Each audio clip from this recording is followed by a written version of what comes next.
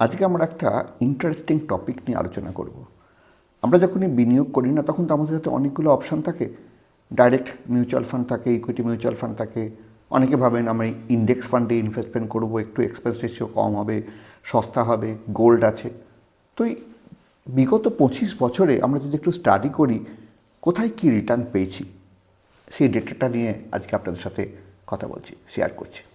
যদি আমি সেন্সেক্সের কথা বলি, 2000 থেকে 2025 এই পুরো পিরিয়ডে এর রিটার্ন হচ্ছে 13% অ্যাপ্রক্স সিএজিআর বা পার অ্যানাম রিটার্ন আমরা যাই বলি না কেন।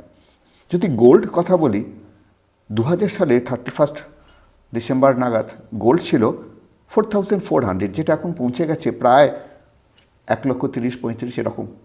এই রিটার্নটা যদি দেখি তাহলে এখানে দেখছি একটু সারপ্রাইজিংলি আমরা 14.5% রিসেন্টলি পাচ্ছি, কারণ বিগত 1-1.5 বছরে গোল্ডটা অনেকখানি বেড়েছে। পুরো গোল্ডের লঙ্গার পিরিয়ড রিটার্ন সম্বন্ধে আমি অন্য রিলে আলোচনা করেছি, ওটা এখানে আমি টানছি না। আর যদি আমি টপ মিউচুয়াল ফান্ডগুলো দেখি, যে 2000 সালে যে মিউচুয়াল ফান্ড ছিল আজকেও তার এক্সিস্টেন্স রয়েছে, এমন মিউচুয়াল ফান্ডের সংখ্যা মোটামুটি আমরা পাচ্ছি গোটা 11-12টার মতন, বেশি নয়। এই 11-12টার মধ্যে অ্যাভারেজ যদি রিটার্ন দেখি, বিগত 25 বছরের রিটার্ন আসছে 17%। আর এর মধ্যে যদি লাস্টের একখানা বাদ দিয়ে টপ 10 দেখি, তাহলে রিটার্নটা চলে যাচ্ছে কিন্তু 20%।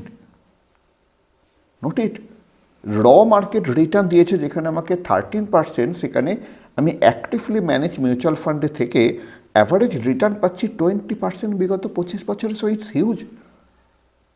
তো খেয়াল রাখতে হবে, যদি আপনি সঠিক মিউচুয়াল ফান্ড স্কিম সিলেক্ট করতে পারেন না, সেটা কিন্তু আপনার ইন্ডেক্স মার্কেট বা ইন্ডেক্স ফান্ডের থেকে অনেকখানি বেশি এক্সট্রা আলফা ক্রিয়েট করে আপনার জন্য।